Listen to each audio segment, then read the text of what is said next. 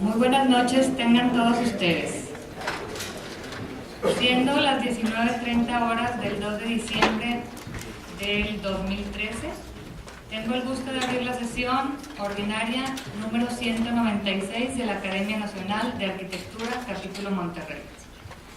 Hoy tenemos entre nosotros al ingeniero Humberto Leal del Colegio de Evaluadores, el arquitecto Reusindo Mendoza, expresidente del Colegio de Arquitectos de Nuevo León, el ingeniero Gabriel Todd, director del INPLAN de Monterrey, al ingeniero Cayetano Galván, de la Junta de Protección y Conservación,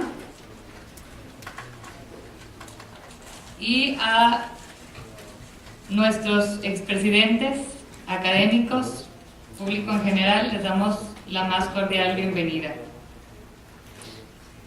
Gracias al continuo apoyo de los amigos de la Academia es posible hacer estas sesiones, por lo que hoy le queremos dar la bienvenida a una nueva empresa que nos apoya.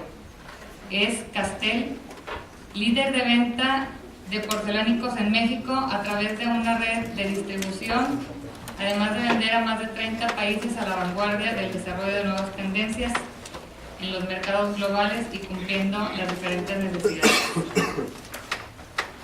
Para conducir la sesión de esta noche, cedo el micrófono al arquitecto Óscar Bulnes, en representación del arquitecto Pablo Ferrara, secretario de este capítulo. Muy buenas noches a todos los presentes. Para disfrutar mejor nuestra sesión, les pedimos que apaguen sus celulares y que permanezcan en sus asientos hasta que se concluya el evento que iniciaremos próximamente. Iniciaremos con la relatoría de la sesión anterior. Con ello cedo la palabra para el arquitecto Benjamín Valdés, cronista de este capítulo de la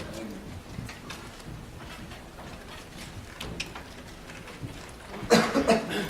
La sesión anterior, del 4 de noviembre de 2013, dimos por titulada este evento como Jóvenes Arquitectos, Conceptos y Propuestas para la Ciudad. No fue fácil hacer la relatoría de 4 jóvenes arquitectos, porque es evidente que la edad nos ha separado un poquito. Hay una serie de conceptos y de formas de ver la arquitectura, y como nunca batallé para hacer esta relatoría. Primeramente tocó el turno a Marco Estrada, maestro de la Facultad de Arquitectura de la Universidad Autónoma de Nuevo León, con un posgrado en Sociología Urbana. Inicia Marco proponiendo 9 palabras que definen lo que en su concepto es un panorama del quehacer en la arquitectura, y da en primer lugar un panorama desde el Partenón hasta el Museo Guggenheim de Bilbao, en España. Luego toca a los arquitectos y su trayecto hasta llegar a las obras.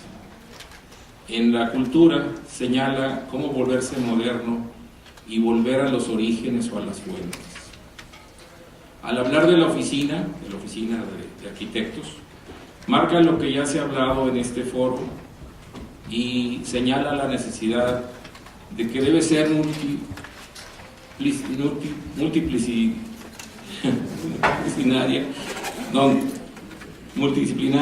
donde la labor del arquitecto, tengo que reclamarle a mi secretaria mañana, donde la labor del arquitecto es de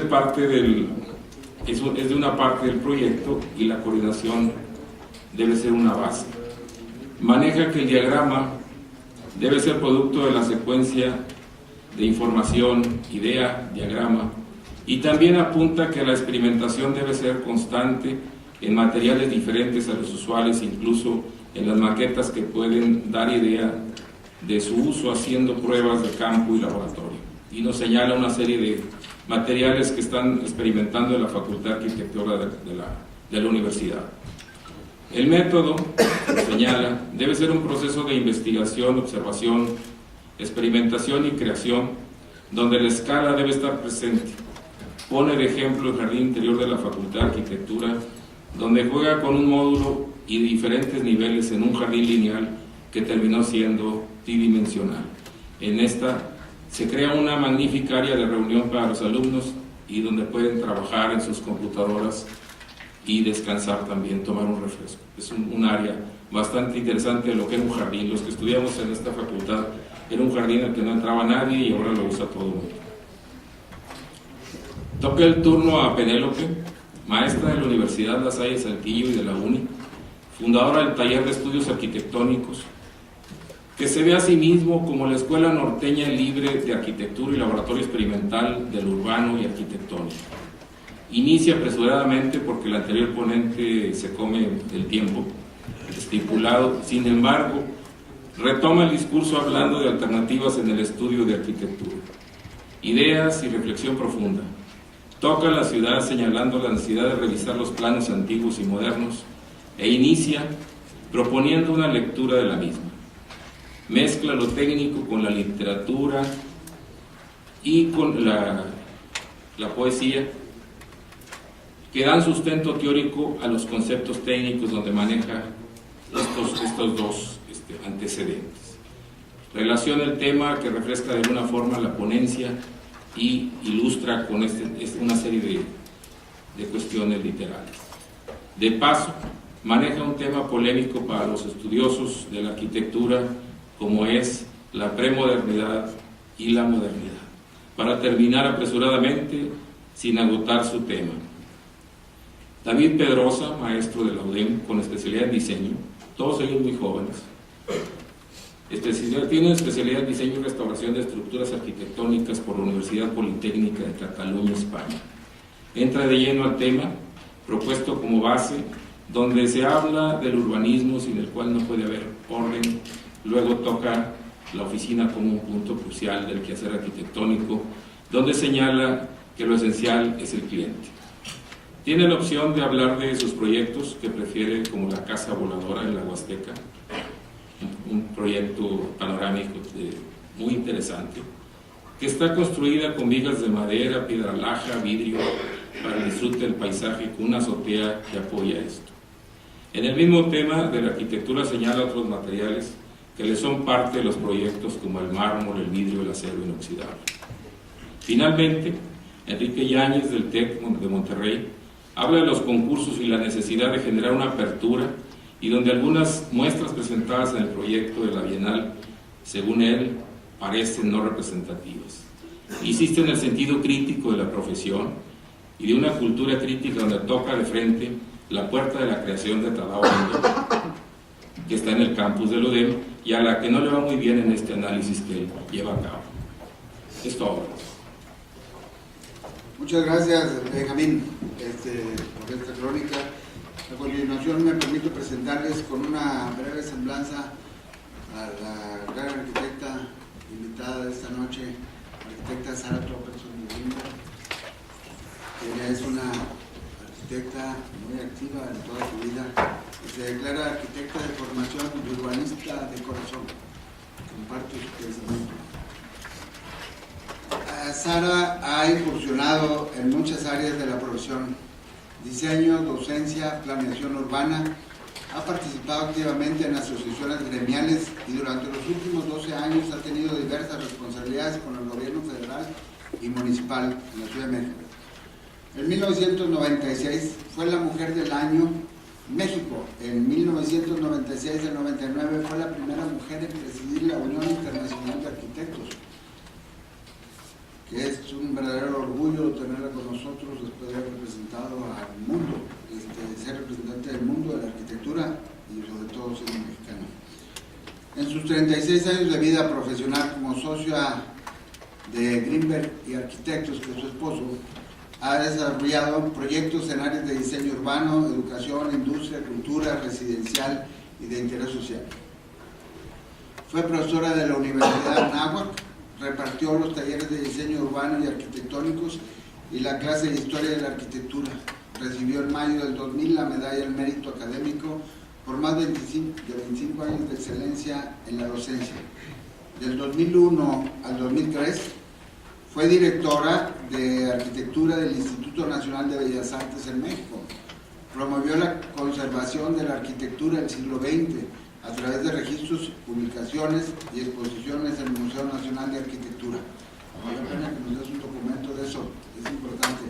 Fue directora general de Desarrollo Urbano en el municipio de Huixquilucan, Estado de México, 2003-2004. Y en el 2003 fundó Docomomo México en un grupo de historiadores e investigadores y es actualmente vicepresidente del capítulo. Sara es miembro honorario del Instituto Americano de Arquitectos, del Instituto Real de Arquitectura de Canadá, del Instituto de Arquitectos del Japón. Recientemente se convirtió en miembro honorario del Royal Institute de British Architects, del Consejo Español y del Consejo Español de Arquitectos, entre otros. Es académica emérita de la Academia Nacional de Arquitectura de Pasadita. Durante los últimos 6 años fue subsecretaria de Desarrollo Urbano y Ordenación del Territorio de Cedesol. Actualmente es coordinadora general del Centro de Investigación y Documentación de la Casa CITOC, fundada en el año 2000, donde promueve proyectos de investigación y ha publicado actualmente el estudio Estado Actual de la Vivienda en México, que es, creo, lo que vamos a ver en esta noche.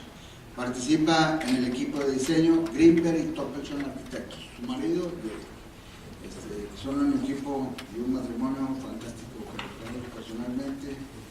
Vale la pena conocerlos y describirlos. Son maravillosos los dos arquitectos y los dos hermanos de matrimonio con 2 hijos en el Zacarías. Pues Sarita, es todo tuyo el micrófono para poder iniciar la práctica.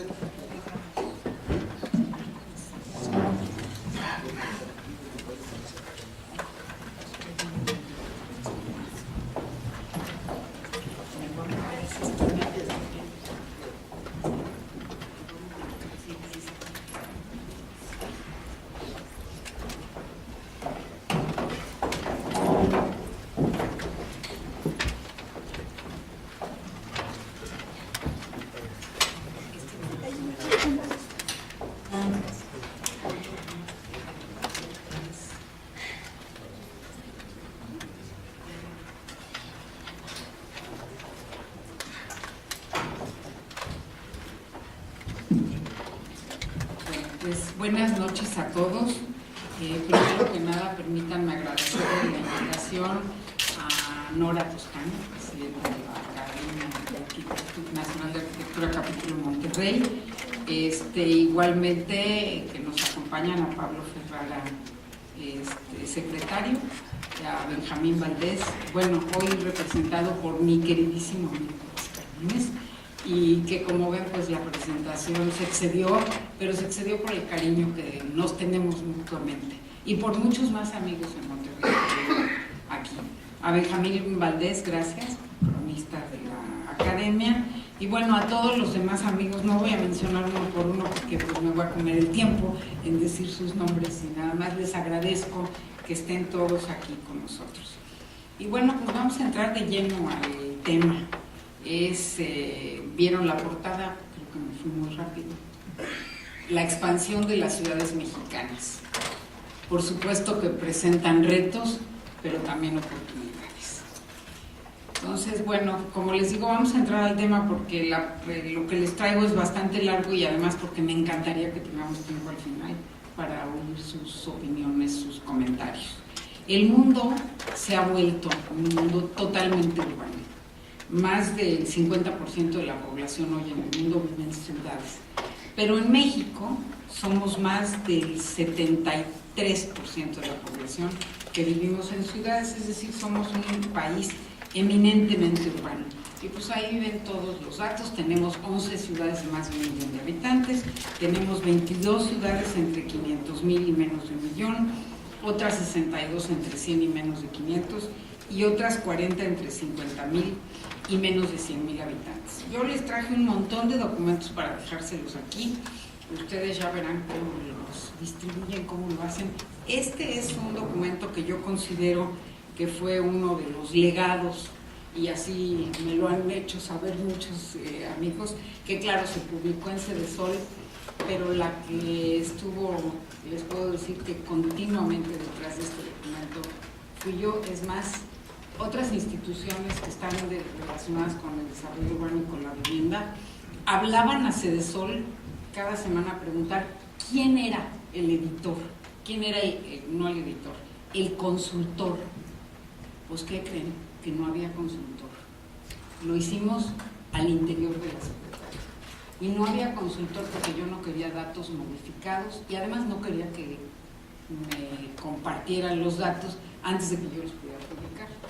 Entonces publicamos este documento en, si yo no mal recuerdo, debe haber sido 2011. Lo perfeccionamos en 2012 y me da mucha pena, pero este es el de 2011. No es el último documento que trae las ciudades de más de 50,000 habitantes. Pero bueno, se los dejo. ¿Y qué es lo que trae este documento? Pues una radiografía de todas estas ciudades. Y como las vamos a ver mejor, seguimos. México ya es un país urbano. 41.3 millones de personas viven solo en 11 ciudades. Y por supuesto Monterrey es una de esas 11. El futuro del país está en sus ciudades, en todas, en las 132 que tenemos de más de 50,000 habitantes, pero por supuesto en las 11 más grandes. La competitividad, la inversión, la acumulación de conocimientos está en esas 11 ciudades. Por lo tanto, debemos voltear a verlas y hacer todas las acciones necesarias para que las políticas públicas y las acciones que hagamos sean verdaderamente competitivas, porque hoy no lo son. Cuando hacen la OCDE y otras instancias internacionales estudios sobre la competitividad de las ciudades mexicanas no aparecen, ninguna es competitiva con otras ciudades del mundo. Y competitividad significa inversión, significa progreso, significa potencial. Entonces tenemos que cuidarlo. Y bueno, ay, ya me fui muy, es que esto se va pasando solo, ¿verdad? O yo le fui picando sin querer. Perdón. Se brincó. Ahí vamos, ¿no? Aquí, ¿no? Y vamos aquí.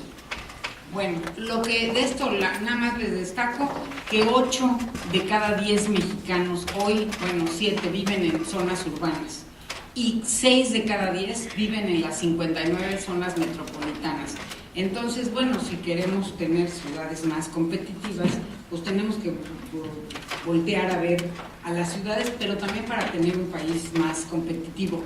Y otra de los retos es que, incluso la OCDE lo dice, que es necesario aplicar políticas orientadas a combatir el cambio climático que deben estar vinculadas al desarrollo urbano y a la ciudad.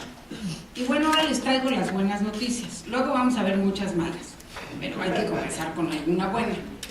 Una noticia muy buena es que el gobierno actual, el gobierno del presidente Peña, yo creo que en esto tiene un enorme acierto. Tomó la responsabilidad de crear una Secretaría de Desarrollo Agrario, Territorial y Urbano. Y han de decir, ¿por qué se llama agrario? Porque ustedes saben que para formar cualquier Secretaría de Estado se necesita un gran capital político y además un gran capital también económico. Entonces, ¿qué hizo? Una secretaría, que era la Secretaría de la Reforma Agraria, que ya se había encogido y era muy chiquita, pero que tenía la categoría de secretaría, fue la que transformó en Secretaría de Desarrollo Agrario, Territorial y Urbano. Y el agrario lo tenía que dejar, porque lo único que sí hacía la Secretaría de la Reforma Agraria, y que sigue haciendo hoy esta Secretaría, es atender todos los conflictos rurales, los conflictos agrarios, ejidales, que tienen ahí todavía muy metidos, había que atenderlos. Pero ya crearon una secretaría y vean lo que se puso como meta o como responsabilidades en esa secretaría. Políticas para las ciudades, zonas metropolitanas, asentamientos humanos y centros de población. Planeación del desarrollo urbano, políticas de planeación y programas de vivienda, coordinación con los estados y municipios en la planeación territorial urbana y de vivienda, generar tierra para desarrollo urbano, infraestructura y vivienda, y la modernización de los registros públicos de la propiedad y catastros, que ya lo veníamos haciendo. Pero la buena noticia es que hoy todo está concentrado en una sola secretaría.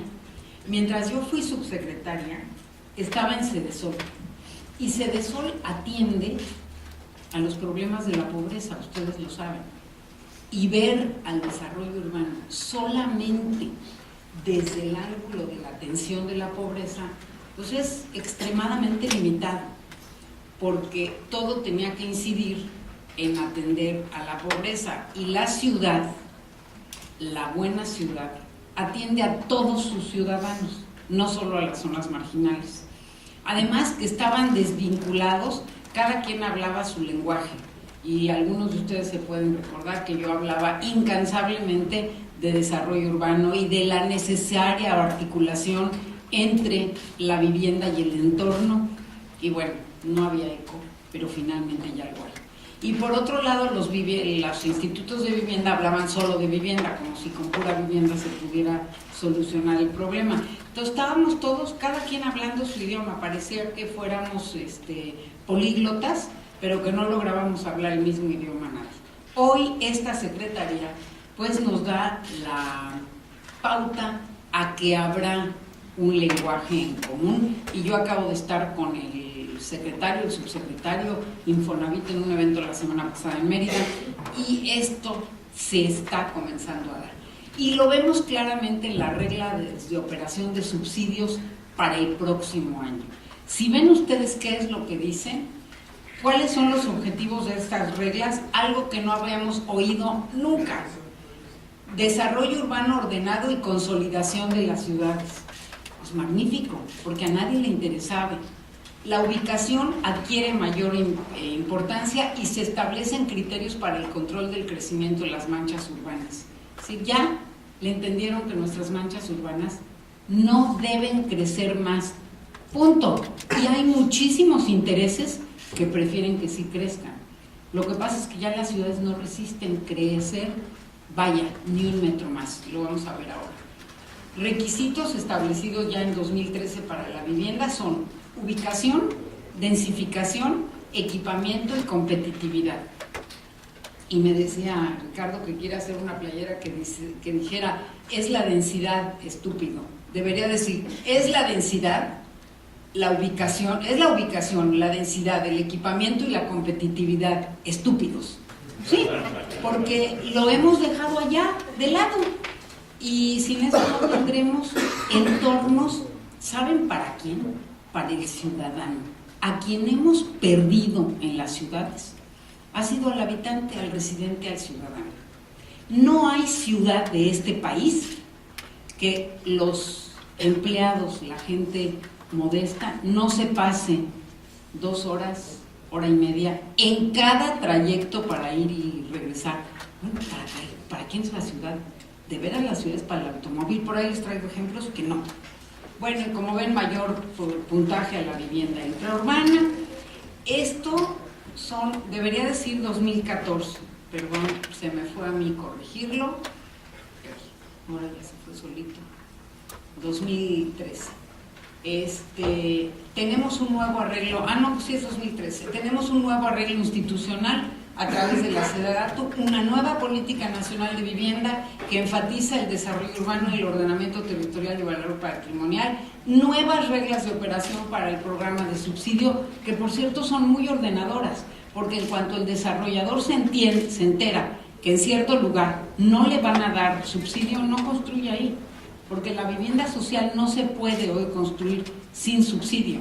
Entonces, bueno, ya vamos a orientar. Y finalmente, un entendimiento más amplio de las necesidades de la vivienda más barata, que es que tengan hipoteca, pero que también haya vivienda en renta, que la hemos cancelado, que hayan créditos para el mejoramiento, para la ampliación, para la rehabilitación, etc. Y bueno, ahora vamos a ver qué dice este libro, que por aquí se los voy a dejar. Pues esto es lo que trae. El crecimiento de las ciudades, comienzo por la del Valle de México, mi ciudad, no porque sea mi ciudad, pues es la más grande del país, 20 millones de habitantes, se dicen fácil, pero acabo de estar en París, dicen, 20 millones de habitantes, cuando, o por ejemplo estaba el que estaba era un finlandés, y dice, bueno, pues en todo mi país no hay 20 millones de habitantes, somos menos y vivimos muy bien. Pues sí, porque el país está muy ordenado y porque tiene un sistema socialdemócrata muy establecido, etc. Bueno, si vemos la Ciudad de México y ustedes ven, en 1980 la ciudad tenía 13 millones de habitantes. Creció hasta el 2010 a 20 millones de habitantes. Es decir, creció 1.42 veces en 30 años. En cambio, la superficie se fue de 51,000 hectáreas a 181,000 hectáreas, creció 3.57 veces. ¿Cuál es el resultado de este crecimiento? Bueno, primero quiero decirles que no les traje las desagregadas. Yo les podía enseñar solito el DF y solito el Estado de México. Donde crecimos más es en el Estado de México. El DF en 1980 tenía 8,5 millones de habitantes y hoy tiene 8,780,000, un número. No creció nada. Y sí creció en territorio, pero poquito. Donde creció horriblemente es en el Estado de México y de ahí ese crecimiento. Y ahí lo ven, la mancha verde es el 1980, no se ven muy bien los otros colorcitos, pero el café es al año 2000, que fue la creación de las reservas territoriales del programa 100 ciudades, y después ha seguido creciendo, no se ve aquí, pero son manchas rojas y de color beige, yo no las alcanzo a ver, pero ahí ven esa dispersión. Ahora, se los muestro porque el Estado de México tiene un patrón de crecimiento el menos sustentable de todo el país, que se llama en confeti. Agarran el confeti, lo avientan, y donde cayó, ahí hay un desarrollo habitacional. Entonces, aquí hay a ver si esto sirve. Sí, aquí hay un desarrollo y aquí, y aquí, y aquí, y aquí, un pueblito y otro y otro. A ver, ¿cómo conectan todos estos puntos y cómo le dan a cada uno escuela, clínica, comercio, autoridades y peor, vigilancia? ¿Ustedes creen que esto se puede vigilar? La ciudad por naturaleza crece no en confeti, crece como muégano, así pegadito, porque entonces algo de lo que ya se hizo se comunica inmediatamente con el crecimiento inmediato. No se puede crecer así. Vamos a ver cómo creció Monterrey. Tiene otra lógica. Esto, y al final les voy a enseñar Toluca nada más para que vean hasta dónde, a qué extremos podemos llegar, diciéndoles que Toluca no es el más extremo, pero no les puedo presentar todo ello. Y otra de las consecuencias en todas las ciudades es, vean, México tenía, si lo alcanzan a ver por ahí abajo, tenía 257 habitantes por hectárea. Hoy tiene 109. Es decir, perdimos densidad seriamente. Y sí es la densidad la que define la posibilidad de dar muchísimos servicios. No podemos imaginar un sistema de transporte público sustentable sin densidad. No hay quien le entre, porque el transporte tiene que ser también un negocio. Y si no hay densidad, pues no hay negocio y nos vamos al sistema americano, cada quien maneja su coche, los que tienen, porque en México no tenemos el privilegio de Estados Unidos que tanta gente tiene coche. Todavía tenemos mucha gente que no tiene acceso al automóvil, y lo vamos a ver ahora. Entonces, estos son los datos. El libro está hecho así, una lámina así sobre el crecimiento de la ciudad y una lámina, ay, se me fue la otra, esto como que se pasa solito, ahí está. Y otra lámina con los indicadores. Entonces, si ustedes ven los indicadores, que hay muchos, hay algunos muy importantes. hasta allá a la derecha dice que tiene 16 delegaciones, un municipio y 59 municipios del Estado de México. Nada más imagínense lo que es manejar una zona metropolitana con esta dinámica. 3 estados, porque es DF, Estado de México y el Estado de Hidalgo, que es un municipio de Hidalgo, y en un total de 76, pues entre municipios y delegaciones. Es lo más complejo que se puedan imaginar. Funciona porque cuando se creó el famoso Fondo Metropolitano, con mucha visión, o con una visión muy centrada, el gobernador del Estado de México y el jefe de gobierno del DF dijeron: perfecto, los únicos que tenemos voz y voto somos nosotros, 2. Y así callaron a todos los demás. Y bueno, esto genera un montón de problemas de política pública interna, pero pues es una realidad. ¿Y qué indicadores tenemos aquí? Bueno, uno es que en materia de vivienda tenemos 631,000 viviendas desocupadas, bueno, deshabitadas.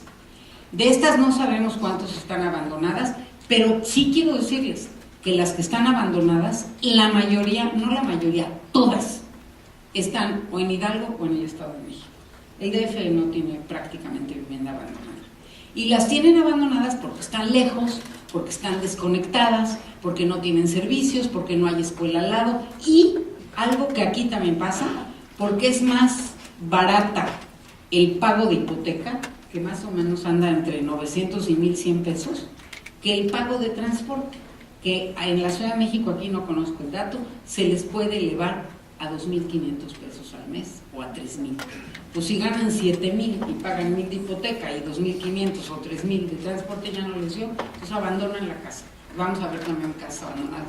Pero lo que le quería demostrarles es cuánta gente tiene automóvil. Hay 0.25 automóviles por habitante, es decir que 1 de cada 4, incluidos niños, tienen un automóvil, que quiere decir que un 43% de las familias tienen automóvil. Pero esto quiere decir que hay muchísima gente que no tiene otro medio para moverse más que el transporte público, porque esas familias que tienen automóvil, muchas tienen uno, lo maneja el paterfamilia, y la mamá pues que agarre el niño, la carriola, el mandado y camine. Entonces tenemos que hacerle esa caminata grata.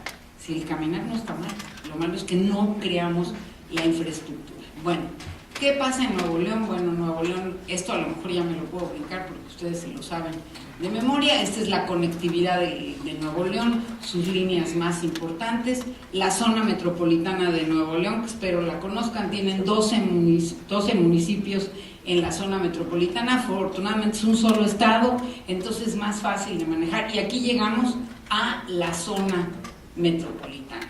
Uy, ahora sí, es que ha de tener algo que la... Bueno, esta era interesante por cómo han crecido.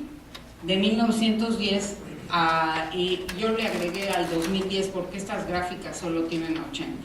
La zona metropolitana, que en 1910 tenía 78,000 habitantes, hoy tiene 4 millones. Es decir, que en 100 años creció 50 veces, que ya de por sí es un reto importante. Pero además se expandió tremendamente. Sí, la zona metropolitana tenía en 82 millones de habitantes, para el 2010 tiene 4 millones, creció 2 veces, se fue al doble. Pero la mancha urbana se fue de 13,000 hectáreas a 63,000, es decir, creció casi 5 veces. Más que suficiente, no deberían crecer ni un metro más y ver hacia adentro las oportunidades que hay. Por eso la conferencia se llama Retos y Oportunidades. El gran reto es ordenar esta enorme mancha urbana y la gran oportunidad está hacia adentro de la mancha urbana, no hacia afuera. Ya no hay que ver más afuera. Y sí les traje un documento, pero es que les ofrezco venir a darles otra conferencia. Para la ciudad de Los Cabos hicimos un estudio hacia 2040. ¿Cuánto cuesta? Ahora sí en costos, con pesos y centavos. ¿Cuánto cuesta seguir creciendo así? Que se llama el escenario tendencial. Esta es nuestra tendencia. Se va a seguir ampliando y ampliando, y Los Cabos tiene un problema serio porque es una zona turística y porque hay una gran voluntad de inversión, y entonces hay muy poca consideración en la parte urbana. ¿Cuánto cuesta eso? ¿Y cuánto cuesta irse a un escenario tendencial? Que para Los Cabos no es decir cero crecimiento, sino es un crecimiento más o menos ordenado. Los datos finales son impresionantes a 2040, y les menciono solo uno. Si el municipio tiene que pagar hoy $1 millón al año de mantenimiento, estoy inventando el número, si se va al escenario tendencial, se va a 60 millones de pesos. Si se va al escenario visión, este escenario, se va a 10 millones de pesos. Es decir, el escenario tendencial le cuesta al municipio, no sé si se ven, pero 60% más de gastos directos, porque el municipio tiene que pagar la recolección de basura, el alumbrado público, el mantenimiento de parques, y esto instalando un sistema. Les digo, si el tema les interesa, yo se los voy a dejar, es un tema aparte, pero la verdad es que solo nos hacen caso a los arquitectos cuando hablamos de estos temas, cuando lo demostramos con cuánto cuesta, no con cuánto beneficia al ciudadano. Desafortunadamente vivimos en un país que el ciudadano es el último que consideramos, cuando debería de ser el primero y estar al centro de nuestros proyectos, no en la cola del proyecto. Entonces, si la única forma de estar al centro del proyecto es demostrar que económicamente tampoco es viable, pues hay que hacerlo. Bueno, si ven ustedes, Monterrey tiene una ventaja, no crece en confeti. Ha crecido más o menos como muégano, pero tiene una enorme cantidad de vacíos urbanos. A mí se me olvidó traerles un disco que es el inventario de suelo urbano de Monterrey. Pero si alguien de ustedes va a México, yo con mucho gusto se los copio. Es que son documentos que no se pueden mandar por mail porque pesan muchísimo. Pero a quien le interese el inventario de suelo urbano de Monterrey, lo tenemos, y habla de cuántas miles de hectáreas hay al interior de la ciudad disponibles y que debieran de estar siendo utilizadas. Quiero decirles que el documento se lo dimos al presidente municipal en turno, quien haya sido hace 5 años. Pero como en todo el país, vieron el disco, vieron que sí tenía mucho material, lo echaron en un cajón y nunca le volvieron a hacer caso. Y la densidad, vean ustedes, aquí está un poco peor, porque tenían ustedes no tengo aquí el dato, 160 habitantes por hectárea y bajó a 60 habitantes por hectárea. Es decir, cada vez menor densidad, pues es insustentable, verdaderamente insustentable. Entonces, bueno, pues esto debería de ser suficiente motivo para una reflexión más grande. ¿Y cómo andamos en los datos de Monterrey? Sí es cierto, ustedes están en el norte y seguramente tienen más vehículos. Sí, por persona tienen 30% de vehículos, sí, cada 3 personas de 10, incluidos niños, tienen un vehículo. Y sí sube a 54% de las familias tienen un vehículo. Pero aquí habrá que ver qué tipo de vehículo y qué servicio les da. Y ahorita ya lo vivimos. Las calles están en Monterrey totalmente congestionadas. Si nos echan que en el DF estamos requete mal de tráfico, sí estamos requete mal. Y actualmente con el CENTE no les puedo decir. Llegamos, después de manejar así, como tigres. Nos subimos al coche y nos transformamos en unos tigres que a ver a quién hacemos un lado para pasar. Pues no es la calidad de vida que quisiéramos. Y aquí ya tienen lo mismo. Pero ¿saben qué? Es un fenómeno que sucede en todas las ciudades del mundo. Veníamos platicando, yo acabo de ir a una reunión de estrategias urbanas en París. El tráfico en París es horrible, horrible. Fui a una reunión y terminando la reunión nos pidieron un taxi muy nice y ahí vamos de regreso, porque eran no en las afueras, sino en la periferia inmediata de París. Pues regresamos y a la media hora, y que además aquello sigue marcando en euros, todavía faltaba otro tanto igual para llegar al hotel, y estábamos ahí por la plaza de la Madeleine. Aquí nos bajamos y hay otro sistema, se baja uno al metro, sí hay mucha gente, pero llegamos por 2 euros y en 15 minutos a donde íbamos. Entonces sí hay otra opción. A lo mejor no es la nice de ir en un coche muy agradable, sí, va uno con más gente y hay que cuidar la bolsa y tal, pero hay otra opción.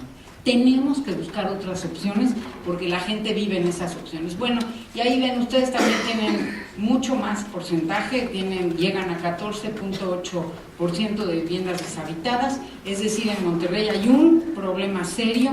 Quise traerles la tabla de dónde hay más vivienda deshabitada, pero métanse al INEGI, ahí lo dice, y claro, los municipios donde más vivienda deshabitada hay son pues Apodaca y Suazua, y ustedes los conocen, los de la periferia, y este plano sí es especial para ustedes. Normalmente estos planos donde tienen los edificios altos, tiene alma sola y los edificios altos normalmente indican densidad. Bueno, aquí no indican densidad, aquí indican número de viviendas desocupadas. Si ustedes quieren saber dónde está la vivienda desocupada y vandalizada en Monterrey, ahí está el dato, y ustedes se van a quedar con el disco de la presentación, así que lo pueden estudiar. Pero ahí ven que en toda la periferia, y mientras más lejos, más vivienda desocupada y más vivienda abandonada. Y no se crean que no es un problema, es un problema súper serio para la ciudad, porque significa zonas de alto riesgo, zonas de alta peligrosidad, y que hay que rescatarlas ahora como parte de un programa integral de rescate de la ciudad. Y quiero decirles que este reto de expansión de las ciudades en México no es solamente de México, es un patrón que se ha presentado en la mayoría de las ciudades del mundo y que ha sido pues el modelo americano que nos han vendido a los gringos. Nosotros además estamos tan cerca. Chile no voltea a ver a Estados Unidos y tiene algunas mejores soluciones de vivienda. Brasil tampoco. Pero nosotros pues aquí los tenemos, es el gigante del norte y estamos embelesados. Todo lo que se hace en Estados Unidos debe ser perfecto. Y como la casita era el American Dream, pues vamos a copiarlo. Nomás que quiero decirles que el American Dream se convirtió en el Mexican Nightmare. Porque tenemos 5 millones de viviendas desocupadas. Bueno, vamos muy rápido a ver qué les pasó ahora, no todos, pero algunos municipios de aquí. Si vemos a San Pedro de los Garza, aquí hubo un crecimiento grande, pero no tan grande, se fue de 81,000 habitantes a 122,000, 1.49 veces, y en la superficie de 1,000 a 4,000 hectáreas creció 4 veces. Bueno, también ya aquí sería suficiente el crecimiento, y por lo visto están construyendo, pero como sin límite, en San Pedro Garza García. Hoy me espantó. Quiero decirles que traten como ciudadanos de que no se vuelva el Whisky Lucan de la Ciudad de México o el Santa Fe de la Ciudad de México. Santa Fe nació con todas las promesas de ser el desarrollo, y el proyecto era bueno, tenía algunas dificultades, pero hoy es una pesadilla vivir en Santa Fe. ¿Saben por qué? Porque llegar y salir es imposible, y por lo que yo vi de conexiones aquí en San Pedro, van para el mismo camino. Ojo, hay que cuidarlo, porque si no, también los valores económicos se vienen para abajo. Whisky Lucan, que también nació como una zona muy prometedora, hoy si quieren comprar un buen departamento con todos los servicios, con el gimnasio, con todo, y quieren pagar poco, en Whisky Lucan.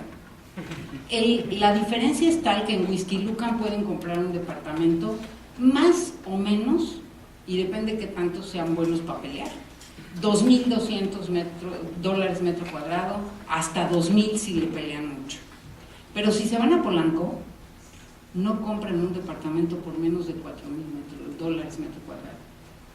Si vean la diferencia, tiene muchísimo que ver con la ubicación, porque en uno pueden ir al cine, al restaurante, de compras, a todo, al parque a pie, pueden salir diario a correr al parque. En el otro no hay parque, no se puede ir a pie a ningún lado porque no es nada grato, y lo peor, está desconectado de muchas zonas vitales de la ciudad. Bueno, San Pedro de los Garza, Monterrey, creció muy poquito en población, se parece como la zona central del DF, se fue de 13,000, perdón, sí, se fue, está bien ahí los datos, hay unos que se fue a Linares, se mueve solo, es Apodaca, ahí está Monterrey, se fue de 1 millón a 1,135,000 habitantes y de 6,000 hectáreas a 17,000, es decir, en extensión sí creció 2.55 veces. Quiero decirles que el mismo estudio que vieron con la misma profundidad se puede hacer para cada municipio. Y finalmente, bueno, Apodaca, que vean ustedes, sí, Apodaca creció 40 veces en población y 43 veces en extensión. Pues también quiere decir que tiene un gran reto. Les traje la segunda ciudad, que es Linares. Linares también creció 2 veces en población y bueno, ya no nos detenemos, yo creo que el tema ya quedó cubierto. Y este era nada más para que vean algo de veras bastante más complejo. ¡Ay! Hoy ya no sé ni dónde voy porque esta corre solita. Bueno, Toluca creció muchísimo porque por su cercanía a la Ciudad de México y por la creación de la zona industrial de Lerma, se fue de 500,000 habitantes a casi 2 millones de habitantes. Pero su mancha urbana se fue de 1,300 hectáreas, que era realmente muy chiquito y denso, a 35,000 hectáreas, creció 26 veces. Y creo que los del Estado de México sienten que puede seguir creciendo. Y de nuevo vean el fenómeno de confeti. Bueno, nos vamos ahora a otros fenómenos. ¿Qué nos ha pasado en todos lados? La dispersión periférica, que se debe a la vivienda horizontal, que se debe a una planeación basada en torno al automóvil, bueno, asentamientos irregulares es la que sigue, a la debilidad de los instrumentos normativos, a documentos legislativos obsoletos que hoy tenemos o a la ausencia de sanciones y la alteración de planes urbanos. Es un reto severo de nuestro país la vivienda, porque se ha desarticulado de la normatividad urbana y también de la realidad del mercado, porque no atiende las necesidades de los clientes. No es cierto que todos los mexicanos quieran vivir en una casitita lejísimos. Hoy hay muchísima población, sobre todo los jóvenes, que es para quien debemos trabajar, porque son nuestro presente, quieren vivir más cerca, aunque sea en un departamento. Porque también el mantenimiento de una casa, pues aquí en el norte lo deben saber, pues es una esclavitud. Hay que limpiarle si tiene una gotera y si el excusado se descompone, y irse de fin de semana de aquí que tiene en el norte al ladito, irse el fin de semana de compras o ir a un buen concierto. ¿Y quién cuida la casa? Y yo creo que aquí el fenómeno es igual que en México, dejan una casa sola y cuando regresan, ¿qué encuentran? Si no es carencias importantes. Bueno, el otro fenómeno ha sido los asentamientos irregulares. La semana pasada, porque ahora sí ya lo quieren documentar y antes no querían, el subsecretario Alejandro Nieto textual dijo: hay entre 5 y 7 millones de viviendas irregulares en el país. Más o menos la quinta parte del parque habitacional. Se asienta en laderas, barrancas, bosques, lechos de ríos, en derechos de vía y zonas federales, todas casi en alto riesgo, y además no tienen ningún documento de propiedad. No quiere decir que las vamos a dejar, hay que ordenarlas, hay que pues darles, ni modo, ya están asentados y con el CORET y con todos los instrumentos, pero así comenzaron. Lo que hay que evitar es que haya un solo asentamiento más de estos irregulares, porque también ha sido la laxitud de las autoridades, y esta les va a encantar. Son cómo se relacionan las densidades de una ciudad con los costos que debe pagar. Esta lámina me la mandó el Banco Mundial. Entonces, allá ven, de aquel lado, algo lindísimo. Atlanta en 1990 tenía 2,5 millones de habitantes, 4.280 kilómetros cuadrados y una densidad de 6 habitantes por hectárea. El contraste es Barcelona. Barcelona en 1990 tenía 2,8 millones de habitantes, 162 kilómetros cuadrados y 171 habitantes por hectárea. ¿Sí ven la dimensión de Barcelona y la dimensión de Atlanta? Bueno, la dimensión de Barcelona les da para tener parques en perfecto estado, calles muy bien mantenidas y algo que no hemos mencionado, proximidad. Las gentes, aunque no lo reconozcamos, requerimos de proximidad. La proximidad además genera conocimiento y Monterrey es una de las zonas metropolitanas del país que más se ha distinguido por conocimiento de excelencia, pues el conocimiento que son las universidades y los tecnológicos y la educación de excelencia. Bueno, pues esa requiere proximidad, porque hoy fui a la escuela de arquitectura de la UDEM y me encantó, porque en el mismo edificio está diseño gráfico y diseño industrial y diseño de moda y arquitectura y diseño urbano. Pues esta proximidad enriquece a todos los alumnos y lo mismo sucede en la ciudad. Necesita esa proximidad, que es lo que ofrece Barcelona y no Atlanta. Si han ido alguna vez a Barcelona, yo creo que a todos nos queda ganas de volver a Barcelona. En cambio, si van una vez a Atlanta, pues ya, como dicen, ya la vi, ya la manejé, ya la remanejé y ya no tengo que regresar. Es una ciudad aburrida, es una ciudad dispersa, es una ciudad que nuestros pies no sirven para nada en Atlanta. Lo único que sirve es el automóvil. ¿A dónde queremos ir? Y luego el otro tema es esta barra, la barra horizontal marca densidades.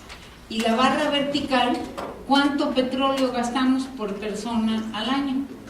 Pues Houston, que es como Atlanta, lo mismo, una ciudad aburrida, dispersa, donde solo se puede uno mover en automóvil, gasta 57,000, 58,000 galones de petróleo al año por persona. Pero si nos vamos a una ciudad más o menos, bueno, yo elegí a Viena. Viena tiene 140 habitantes por hectárea y gasta 7,000 galones de petróleo al año. ¿Dónde está nuestra economía? ¿Nos parecemos a Houston? O más bien ojalá nos parezcamos a Viena o a alguna de estas ciudades europeas. Pero seguro las de allá arriba no. A Los Ángeles y a Washington, tal vez podemos pensar en una economía similar a Toronto, pero seguro no. Y tampoco es recomendable irse hacia el otro lado, hacia Hong Kong o hacia Singapur, porque genera otro tipo de problemática que hoy no nos da tiempo de analizar. Pero bueno, ¿qué modelos de vivienda tenemos para México? Pues la vivienda vertical, que la hemos usado solamente, es admitida en los círculos de población de alto nivel. Eso que es la vivienda vertical de altura baja que inventaron el año pasado o antepasado Conavi, que si la siguen haciendo sin ningún equipamiento, pues genera peores problemas que la casita. Pero ahí van. O las casitas individuales sin ningún servicio, como lo que vemos aquí abajo, o los asientos informales. Pues debemos ordenar los asentamientos informales, equipar estas zonas que ya están hechas de vivienda y darles una mayor densidad, e irnos a las fórmulas, sobre todo de vivienda vertical de baja altura, pero bien servida. Es decir, y qué bueno que ahora ya el gobierno federal va a intervenir, porque ha habido una ausencia total de ellos. Y bueno, así es como se ven nuestros desarrollos de vivienda. Y es que ya no les voy a leer todo esto porque ya lo dijimos, pero sí les quiero decir que en todo esto invertimos la pirámide. La pirámide urbana, que debería ser una pirámide como la conocemos, tiene como base a la ciudad, al territorio, y por lo tanto comienza por su traza urbana, por tener calles, por tener infraestructura, por tener alumbrado público, y entonces va creciendo la pirámide y en un siguiente nivel aparecen todos los equipamientos de cercanía, es decir, el parque, el jardín de niños, las pequeñas zonas comerciales de uso cotidiano, lo que los españoles llaman comercios de cercanía, y eso es otro nivel. Si subimos de ese nivel, comienzan a aparecer otros elementos como las escuelas primarias, etcétera. Y finalmente esto culmina con la vivienda, porque la vivienda, su función más importante es que es el articulador de todo el ciclo urbano, pero no puede existir allá sola. Entonces, ¿qué hicimos? Hicimos, en lugar de la pirámide así, que es como debe ser, la hicimos así. Comenzamos por la vivienda y luego queremos meterle todo lo demás, pues no funciona, y ya ven que no nos ha funcionado, y menos cuando la planeación está centrada únicamente en torno al automóvil privado, porque el transporte público hemos renunciado a él al cedérselos a los hombre camión. No funciona. Tenemos que organizar a todos nuestros hombre camión que hay en todas las ciudades y que hagan unas empresas de transporte público que además con una buena densidad pueden ser muy redituables. Bueno, esto es otro de los fenómenos, aquí no lo conozco cómo se ha dado, pero es los conjuntos de vivienda, vean cómo se dan en el estado de Hidalgo. Aquí hay una autorización, aquí hay una autorización y aquí hay un poblado, no se juntan. Aquí hay otra autorización y otro poblado. Los amarillos son poblados existentes y los rojos son las autorizaciones. Bueno, yo no sé cómo van a conectar todo esto, pero obviamente lo que hacen es destruir el potencial del territorio. Bueno, ya nos vamos más rápido. Viviendas en zonas de alto riesgo. Estos son viviendas financiadas tienen subsidio y tienen crédito público, las anteriores, y bueno, no hay que ser muy sabio para saber que se inundan, ¿verdad? Ahí son en Tabasco, en una zona totalmente inundable, pues sí. Y es cómo se ve la vivienda deshabitada. Por si no la han ido a ver, dense una vuelta por aquí en su periferia. Estas son en Ciudad Juárez, pero se ven en todos lados igual, ¿eh? Ahí están, vean, una vivienda deshabitada y una habitada, pues al rato se va, porque la zona se vuelve toda muy, muy peligrosa, porque ¿saben quién se mete a vivir en esas viviendas deshabitadas? Pues o abandonadas. Estas no son deshabitadas, son abandonadas. Pues los narcos y los picaderos y los congales, todos ahí se meten y ya tienen y vean lo que les sucede, se grafitean todas. Aquí esta señora que pues ya no sabía qué hacer, hizo una jaula, ¿la ven? Pero no es para el coche, es para que jueguen ahí sus niños y no se los roben. Entonces hoy los niños están en jaulas. Bueno, yo creo que nuestros niños merecen algo mucho mejor que esto. Y bueno, estas son en otras ciudades, estas son en Ciudad Juárez, estas son en Sinaloa, en Culiacán. Pues también están abandonadas, las estaban rescatando, las estaban pintando de nuevo para ver si las vendían. Pero ¿saben qué? No permitan que se haga esto aquí. Nada más que las pinten, les pongan otra vez ventanas y se vendan. No, tiene que ser una intervención urbana integral, que sí demuela el 10% de esas viviendas y en esa área haga un centro comunitario y un centro y un kinder y cuando menos un pequeño centro comercial, donde la gente se una y si se puede hagan un parque también. No importa si no se rescatan todas las viviendas, lo importante es rescatar la zona con un proyecto urbano mucho más integral. Bueno, esto pues ni para qué decirle la tipología desde calles, pues aquí ni qué hablar que el rey es el automóvil, vean nada más, y la banqueta es de 70 centímetros. Entonces le cedemos todo al coche. Y lo mismo en estas, ¿no? Estos muros que realmente no es agradable caminar junto a ellos, zonas de calles inundables, o incluso en el centro de nuestras ciudades que hemos reducido la banqueta a tal grado que ya nadie puede caminar por ellas, y en todas las ciudades se encuentran a gente caminando en la calle, o aquí, pues ahí tienen la jaula donde están los niños, la calle que no tiene absolutamente ningún interés, que es esta. Las calles necesitan tener un interés para que la gente camine por ellas. Además necesitan tener ojos y ser vistas. La calle es para el ciudadano. La buena ciudad es donde la gente está en la calle. Uy, de veras que bueno, y este caso, que ya lo he platicado, no sé si aquí, estos niños estaban en un espacio público que rescatamos, que el espacio público para eso es, si los ven, pues ya vestiditos y peinados y todo, para irse a la escuela.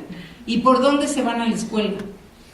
Por el arroyo, porque este fraccionamiento, que se hizo también con recursos públicos, tiene igual las banquetas de 70 centímetros.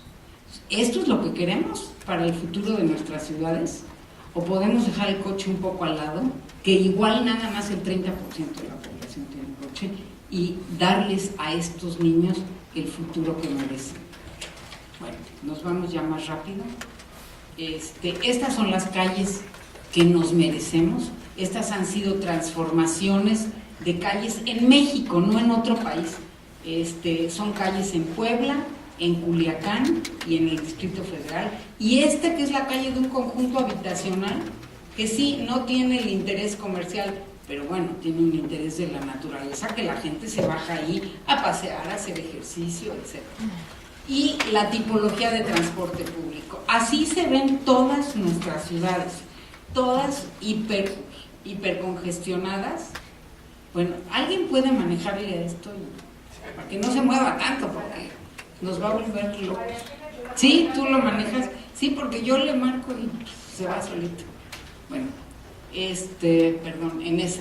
Bueno, no me voy a detener tampoco a las fotos, ya ustedes las conocen. Fíjense al pobre camión, pues ahí va abriéndose paso entre los miles de automóviles, así que va a la misma velocidad. En las 59 zonas metropolitanas que hay en nuestro país, si hacemos un análisis, 30% de los viajes se realizan a pie, 40% en transporte público y 30% en automóvil privado. Bueno, pues concentrémonos en el transporte público y en el peatonal, que es además lo que se está haciendo a nivel mundial. La siguiente es nada más una para que mide, ¿no?, cuánto ocupan los coches, que llevan a 120 personas, cuánto ocupan los camiones, y por ahí la foto es cuánto ocupa la gente a pie o en bicicleta. Entonces, ¿a quién le estamos destinando el espacio público? Y la que sigue es una un poco divertida. Salió en una revista que se llama Good Magazine. ¿Cuánto consume cada tipo de transporte? Desde un buque de vapor, de estos de pasajeros, hasta a pie. Pues claro que el que a pie y en bicicleta no consume nada, pero fíjense, después de hacer un análisis, la peor opción es un coche de estos 4x4 de tipo medio que solo lleva el conductor. Consume 11 litros por cada 100 kilómetros, igual que el crucero. Es como que algo está fuera de lugar. Bueno, y ahora lo que hemos hecho bien, la que sigue, pues ahí sí ya tenemos estos autobuses confinados que están funcionando bien, inclusive ustedes también ya aquí tienen uno, y habría que hacer más. Lo que pasa es que hay que hacer una red de transporte, y saben que la red de transporte no puede apostarle solo a un tipo de transporte, es la diversidad, que se pueda llegar al autobús en bicicleta y dejar la bicicleta y seguir en autobús, y después del autobús a lo mejor tomar un taxi, o ustedes tienen ya aquí también algunas líneas de metro, pero que la línea del metro se comunique con la línea del autobús, con la zona de bicicletas, con la zona también de coches. No vamos a eliminar a los coches, hay que hacer con ellos una convivencia sana. Yo creo que ustedes todos han oído de Jaime Lerner. Bueno, en una conferencia Jaime Lerner dijo algo muy chistoso, no aplica a todos, pero decía que el coche es igualito que la suegra. Todos necesitamos tener una, pero mientras más lejitos mejor. Se las dejo. Jaime Lerner. Pues bueno, estos se los traje, tengo 100 ejemplos para ponerles, pero solo les traje uno. La ciudad de Burdeos, que es Bordeaux, obviamente conocidísima por sus maravillosísimos vinos, en 1990 nadie se quedaba en Burdeos. Los que iban a la zona de vinos aterrizaban en el aeropuerto y así rapidito se iban a Saint-Emilion o a cualquiera de los pueblos de los viñedos alrededor. Y la ciudad hizo una evaluación y dijo, bueno, ¿qué diablos estamos haciendo mal? Pues ven qué fea estaba la ciudad, la verdad, bien fea. Esto que ven ustedes aquí es la antigua aduana, convertida hoy en algunos edificios municipales y del gobierno de la zona de Burdeos. Esto lleno absolutamente de carriles de coches circulando y de coches estacionados, no tengo la foto. Estos eran los antiguos talleres de la ribera del río. Todo era puros automóviles y los edificios en plena decadencia. En 1990 se propusieron rescatar a la ciudad y convertirla en una ciudad muy buena para el ciudadano. Ese fue el principio. Y quiero decirles que las ciudades que se abocan a sus ciudadanos se vuelven ciudades turísticas de gran nivel. El turista no va a lugares donde hacen obras para el turista. Va a lugares donde se vive bien, porque quiere disfrutar de la misma experiencia del ciudadano que vive en esa ciudad. Y en México, yo no sé, tenemos una malformación. No, vamos a hacer esta obra para los turistas. ¿Qué? Hazla para los ciudadanos. Y los turistas van a llegar por añadidura. Entonces, vean lo que hizo Bordeaux. Primero, borró todo esto, estas líneas de comunicación. No fue fácil, hicieron muchas consultas públicas y sí dejaron una comunicación. Metieron todo un sistema de transporte a través de tranvías y camiones de carril confinado y líneas para bicicletas y por supuesto peatones. Y la siguiente, esta no tenía la misma foto, pero imaginen que este es un edificio doble así. Ese es. Vean lo que hicieron. Quitaron todas esas líneas de coches e hicieron parques con una plaza que es maravillosa. Esta plaza, esto que ven aquí, ven que es como un tapete, es una zona que se llena con 2 centímetros de agua y la gente camina arriba del agua, sobre todo en el verano, se quitan los zapatos y ven a todos, niños, adultos, ancianos, las señoras árabes todas cubiertas con el vestido en el agua. Sí, es una zona de convivencia inmejorable. Yo traigo unas fotos, pero las traigo en mi iPad, ya no me dio tiempo de meterlas aquí a quien le interese. Y todos estos son jardines para circular, y aquellos talleres que venían para acá, hoy todos son tiendas y son el centro de convenciones. Todo lo transformaron, miren, así se ven. Hoy estos son los jardines y aquello que está por allá son las zonas de los talleres, que ya las reconvirtieron, y todo se volvió, todo es un paseo marítimo maravilloso, y solo dejaron este pedazo para los coches. Es decir, todos, quitaron todos los coches, todos los mandaron a estacionamientos donde se pudo, subterráneos, y donde no hay tanto transporte público hoy, que la gente ya no llega en el coche, prefiere llegar en el transporte público. Entonces, si Burdeos lo pudo hacer, y sí hubo consultas públicas muy duras porque hay muchos intereses, lo lograron a tal grado que para el año 2000, creo, o 99, a Burdeos la declararon Ciudad Patrimonio Mundial de la Humanidad. ¿Sí? Vean el cambio en un periodo muy breve, de 9 años, pero las obras fueron para los ciudadanos. Y bueno, termino con la diferencia entre una ciudad compacta y una ciudad difusa. La ciudad compacta utiliza mejor su territorio, evita la dispersión, la difusa usa mucho más de todo, mucho más de recursos, tiene escasa accesibilidad. Además, no solo destruye el tejido de la ciudad, sino destruye también el más importante de todos los tejidos, que es el tejido social. Lo destruye la dispersión. Es una ciudad excluyente y segregada.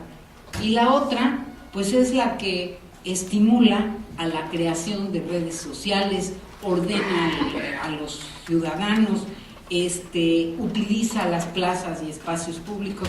Ya no me quiero detener porque ya los cansé. La siguiente, son tablas de cómo estamos en nuestras ciudades en México y algunas fotografías más de esta dispersión.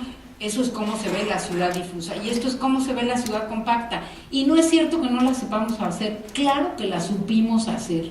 Y en Monterrey la ciudad era compacta. Y estas son vistas, porque no tenía, sí tengo en Monterrey, no las pude buscar, de la ciudad compacta en México. Eso es la colonia Hipódromo y esta es la colonia San José Insurgentes y por allá está Morelia y su centro y por allá está otra zona de la Ciudad de México. Sí lo sabemos hacer, tenemos que regresar al urbanismo que hacíamos en 1930 y 40. A partir de 60 perdimos la construcción con estos, o de los 70, con esta pasión por la expansión. Bueno, y aquí luego lo ven, muy breve, ¿cuáles son los atributos de una ciudad compacta? Bueno, pues es policéntrica, tiene espacios públicos, fuentes de empleo, sistemas alternativos de energía, etcétera. Termina en que responde la ciudad compacta a un enfoque sistémico. La ciudad es un sistema y es un sistema que está vivo y que está cambiando y que tenemos que incidir en él continuamente y que privilegia, por supuesto, las densidades medias, los usos mixtos, el transporte público y sobre todo pone al centro de esa ciudad al ciudadano. Bueno, como conclusiones, pues necesitamos patrones de uso de suelo más compactos y generación de más áreas verdes públicas y impulsar y apoyar estas políticas públicas que está promocionando hoy la SEDATU y a las que se están sumando todos y que realmente nos dan una gran esperanza y generan muchas áreas de oportunidad para todos, inclusive para los arquitectos. ¿Y cuáles son las propuestas de SEDATU? Y con esta terminamos. Pues un nuevo modelo de ciudad compacta que controle el crecimiento y la contención de la mancha urbana, que oriente el rumbo. Sí necesitamos una nueva legislación y hoy en el periódico ya sale el secretario de SEDATU, Ramírez Marín, diciendo que el año que entra va a ser el año de la reforma urbana, que este año ya de otras reformas, pero el que entra. Y saben que si no nos sumamos nosotros, los arquitectos que les entendemos, las fuerzas económicas se van a oponer. Tenemos que sumarnos realmente a esto. Y bueno, con esto vuelvo a decirles que lo que necesitamos es poner al centro al ciudadano. Gracias.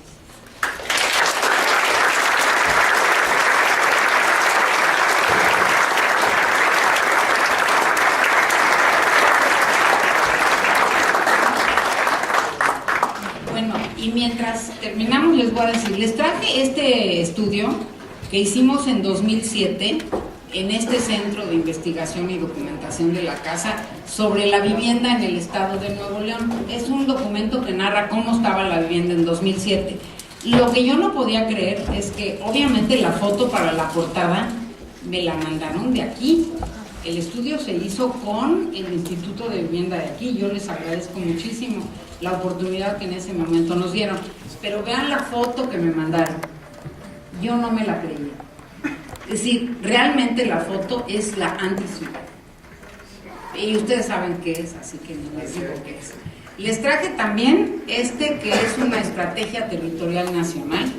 Y ya no hablé de esto, pero la zona en donde están ustedes, la nororiente de nuestro país, tiene muchísimas oportunidades de desarrollo regional. Y el desarrollo regional es otra de las armas importantes para este ordenamiento de nuestras ciudades porque detecta las oportunidades en cada uno de los puntos de la región. Y finalmente les traigo que salió del horno el sábado me entregaron, es el estado actual de la vivienda en México 2013. Desde 2004, en el Centro de Investigación y Documentación de la Casa que yo coordino, hemos hecho un estudio anual. Este es el 10º estudio con el apoyo de las autoridades y lo que realmente es una radiografía de la vivienda en nuestro país, también indicando algunos de los retos.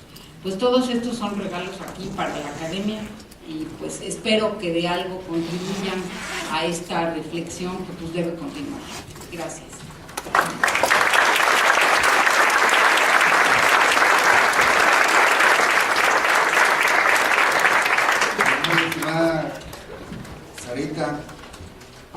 quiero decir que fue más que extraordinaria la ponencia que acabas de hacer, con la exposición y todo, tu experiencia y conocimiento en el desarrollo urbano de las múltiples ciudades de México, para que haya tenido injerencia en su vida, particularmente y en el desarrollo.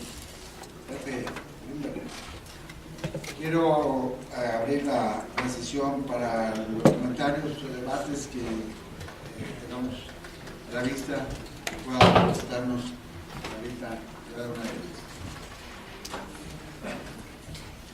Si no tienen alguno, yo quisiera comentarles rápidamente, no levantar la mano, pero comentarle que dentro de las experiencias que manejas en las imágenes, pareciera que los 170 por ahí, 180, 160 es la densidad promedio buena que tiene Barcelona o algunos otros que mencionan.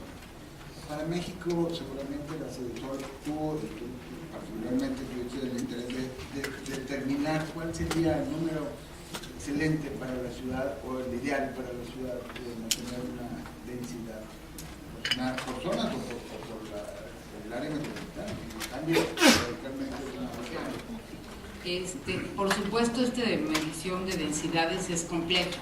Las densidades que ustedes vieron, pues es la densidad bruta en toda la ciudad, pero cuando ya te centras en desarrollos, sí consideramos que para México una densidad que pudiera ser razonable, y en México desafortunadamente se mide en viviendas por hectárea, porque los desarrollos tienen que ver con el número de viviendas. Yo pienso que deberíamos de andar entre 100 y 150 viviendas por hectárea. Viviendas, no habitantes. Sí, como 400 habitantes, porque estás quitando todas las grandes avenidas, estás concentrándote en las zonas. Es diferente cuando ya mides toda la ciudad y le agregas todas las avenidas. Hay que hacer un estudio ya más profundo, pero yo creo que nuestras ciudades y nuestra idiosincrasia puede responder a un nivel entre 100 como mínimo y 150 viviendas por hectárea. En habitantes son 400, buscamos 61. Adelante, maestro. Gracias. Señorita, buenas noches. Ahorita lo que yo me pregunto después de ver esto que hemos visto no solo en México, sino en todo el mundo, ¿sería capaz la SEDATU de exilar el coeficiente de urbanización, el coeficiente de uso del suelo? Que en lugar de ser un mínimo sea un máximo, sea un mínimo. Porque si yo voy a desarrollar, ok, entonces voy a estar forzado a un coeficiente de utilización de suelo mínimo para poder densificar. O sea, realmente parece que las autoridades son las que están deteniendo para poder pensar en una densificación mayor. Sí, son las autoridades las que detienen mucho la densidad, pero son las locales. Porque las facultades hoy las tienen los municipios. Es decir, la SEDATU, a una hora ya creada, no tiene mucho que decir al respecto de una licencia que da un municipio y que marca las densidades máximas o la densidad óptima.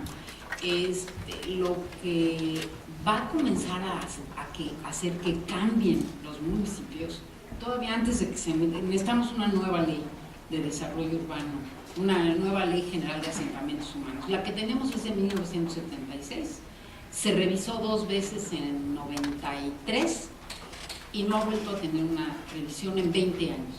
El término zona metropolitana creo que se menciona 2 veces en esa ley, cuando hoy pues, debería estar mencionado en todos los capítulos.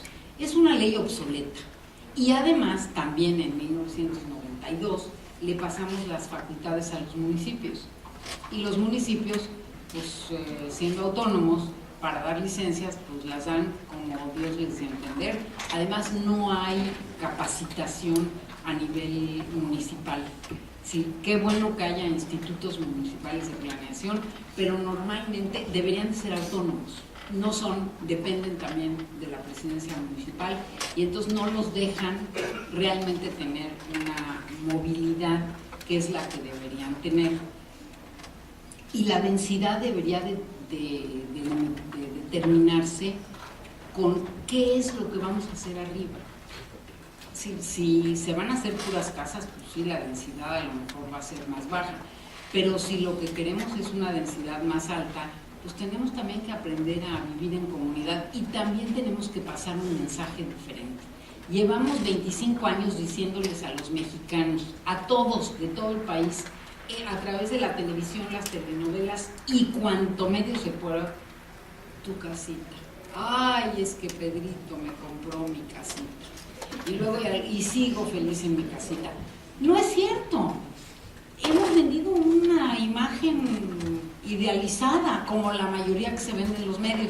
Y hoy día es muy difícil incidir en los medios porque tocamos muchos intereses, que digan, no, pues fíjate que Pedrito me compró un depa. Y al principio ni me quería ir a ese depa porque qué horror. Pero hoy, que tengo ahí 6 meses, fíjate que la vecina tiene 2 niños que se llevan perfecto con los míos y hacen la tarea juntos. Hay una dinámica social que no hemos sabido explotar. Es todo un tema y habrá que analizarlo y luego va a cambiar también de ciudad en ciudad. ¿Cómo explicas hoy que, así como volteamos la pirámide, ahora estamos volteando las preferencias? En el mundo, en todo el mundo, la gente de menores recursos vive en departamentos y solo la gente hiper rica vive en casas. Y aquí lo estamos haciendo al revés. La gente más pobre la metemos en casas y los muy ricos, por miles de cuestiones, entre ellas también la seguridad, se van a edificios. Estamos invirtiendo otra vez el tema. No, deberíamos hacer esto. Fíjate que en 2005 hubo un congreso de la MOUIA en Turín y hubo una presentación de los arquitectos especializados en vivienda en Europa, que hicieron una encuesta en 10 ciudades de Europa, entre ellas Barcelona y Madrid y París y Londres y Viena, 10 ciudades. Y las últimas 2 preguntas que le preguntaban a la gente es, ¿dónde te gustaría vivir? El 70% contestó en casa propia, con mi jardincito para tener mis flores y cultivar mis jitomates. La siguiente pregunta era, ¿y dónde vives? El 80% contestó en un departamento. Si te pregunto dónde te gusta, pues la respuesta es una, pero ¿dónde puedes? Pues la respuesta es otra. Es igual si yo aquí les preguntara ahorita, ¿qué coche te gustaría tener? Bueno, por favor, un Lamborghini o un Ferrari, ya de perdiz un BMW, ¿no? Pero, ¿cuál tienes? Pues un Bocho o un Tsuru o un Honda. Yo de coches no sé mucho, así que a lo mejor digo una tontería, un Mazda, un Nissan, los coches de batalla. Así es, igual.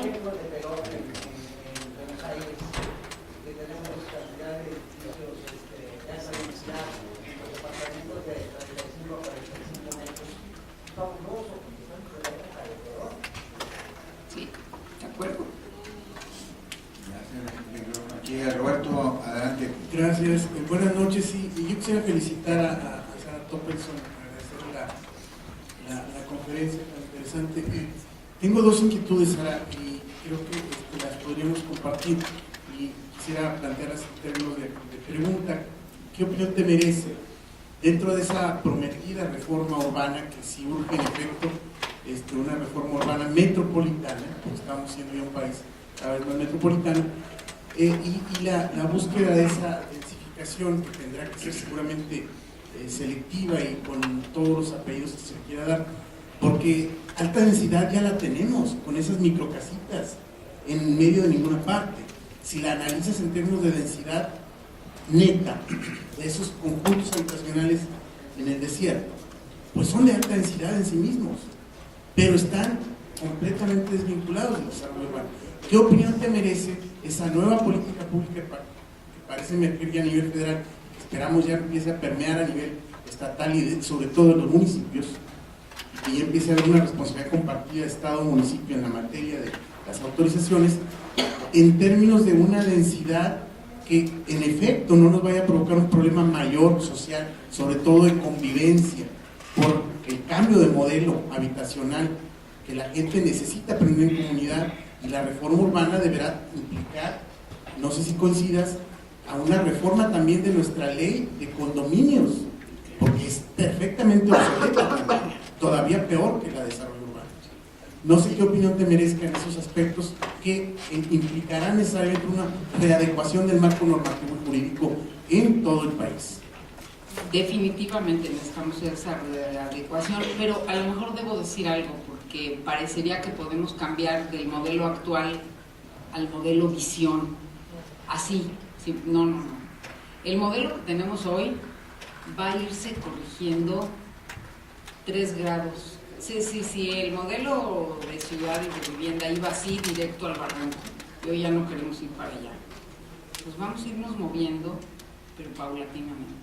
Y va a haber que ir probando modelos y ver cómo funcionan, y probando modelos en cada ciudad y en cada región. No es cierto que podamos tener hoy una tendencia así y mañana tenerla así. En desarrollo urbano eso no puede funcionar. Si la tendencia era así y ya movimos un poquito, pues vamos a mover otro poquito y mover otro poquito y mover otro poquito. Pero el planteamiento debe tener una visión a largo plazo, que esa es otra cosa que nos falla en México, somos hipercortoplacistas. Esto que vimos en Bordeaux, que se los podía presentar para muchas ciudades, fue un compromiso, autoridades, ciudadanos, financieros, desarrolladores.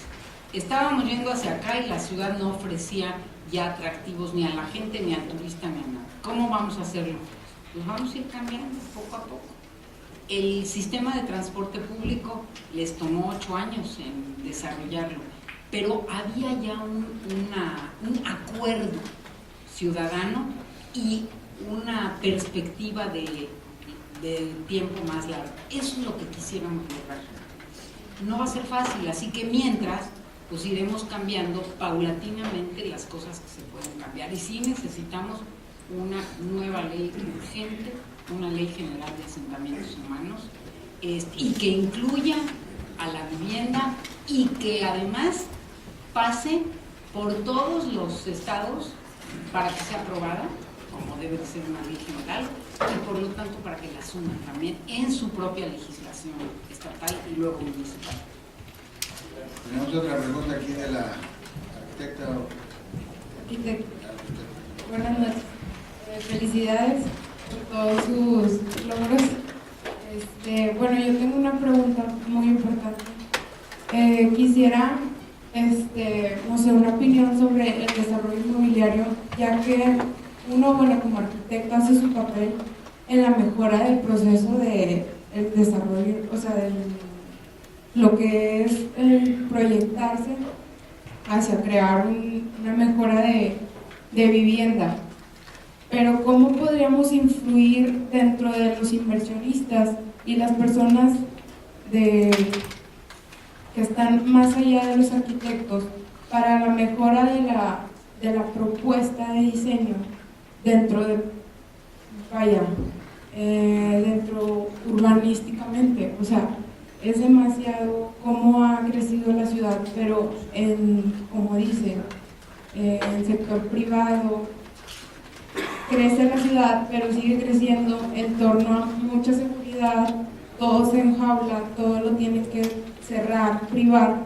Entonces, yo he visto mucho que los jóvenes no queremos eso para nuestra ciudad, queremos que fluya, que sean andadores, pero no podemos crearlo porque debido a que la ciudad, los mismos inversionistas promueven mucho hacer casas en serie y privan al arquitecto poder desenvolverse en ese aspecto, ya que es algo más en costos, es algo más, más de interés personal. Entonces, ¿cómo podríamos mejorar la idea del inversionista y que no se apruebe también por las dependencias municipales? Porque se vienen vendiendo los proyectos y vienen saliendo la vivienda en serie y es muy imposible detener ese crecimiento de vivienda. Tocas un tema muy importante. Primero quiero decirte que en todas esas fotos que te enseñé de grandes desarrollos de montones de viviendas, en el 95% no hay arquitectos. No nos necesitan. El desarrollador hace una retícula que sea eficiente y pone casitas, tiene un grupo posiblemente de arquitectos que lo dibujan, pero que no le deja cambiar el prototipo. Ya tiene un prototipo que es esta botella y no me la cambies porque esta me funciona y se vende, y repite el mismo producto a niveles inenarrables. La repetición a la gente no le da ninguna otra opción, y las gentes compraban, porque hoy ya no los están comprando, porque tenían una gran presión de venta.